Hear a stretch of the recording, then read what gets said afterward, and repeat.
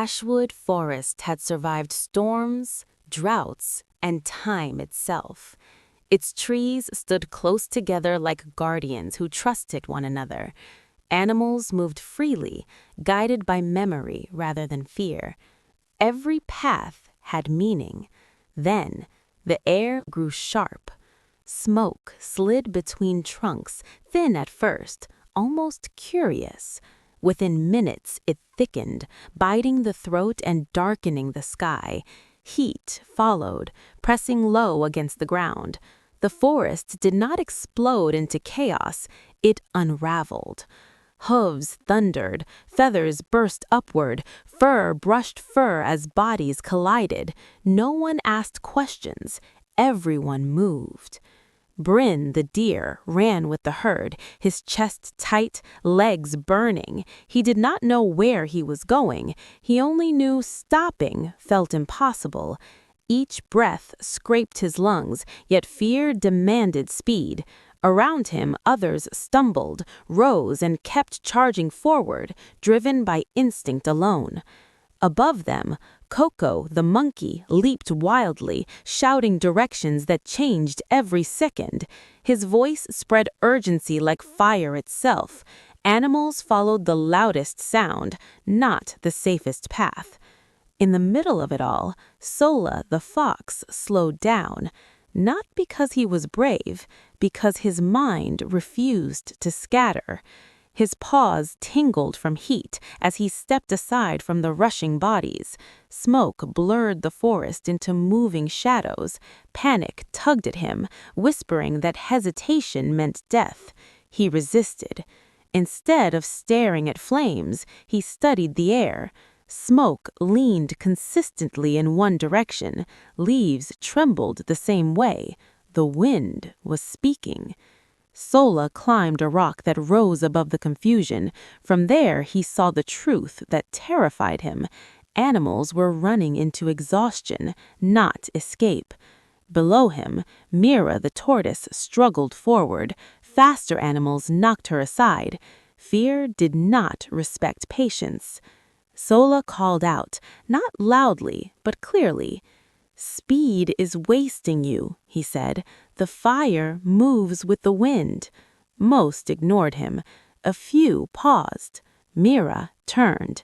Behind them, the forest roared louder. Panic had taken control. The group that followed Sola was small, too small, some thought. Behind them, hundreds continued rushing into smoke thicker than night. Their movements looked powerful, but power without direction drained quickly.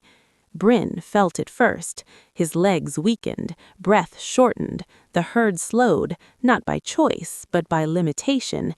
Fear had promised safety through speed, yet speed was now demanding payment. Some deer collapsed, others stopped to help, only to be shoved aside by those still running.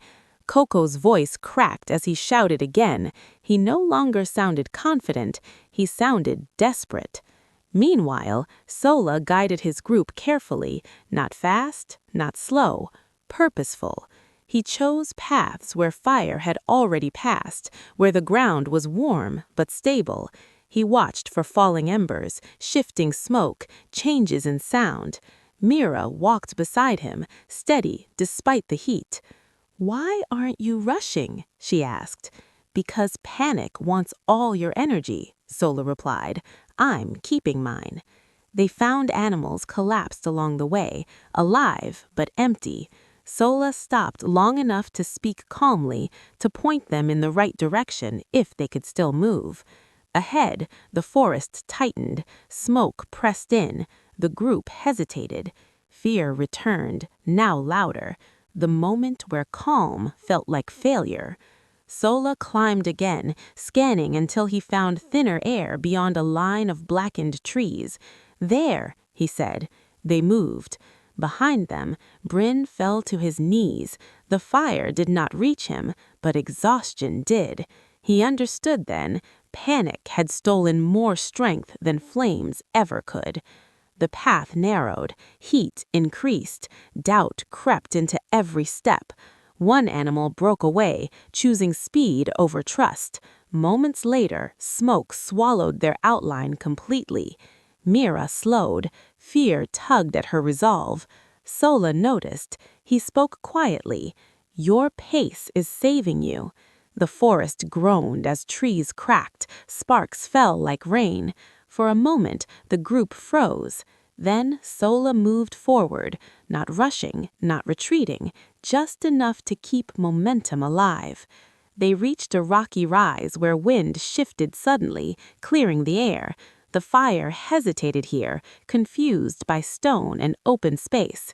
Relief washed through the group. Below them, smoke thinned, shapes emerged, survivors who had slowed down too late, crawling, coughing, broken. Bryn arrived last, limping, eyes heavy with regret. "I ran without thinking," he said. Sola nodded. Most do. The fire passed. Ashwood stood wounded but alive. Silence replaced chaos.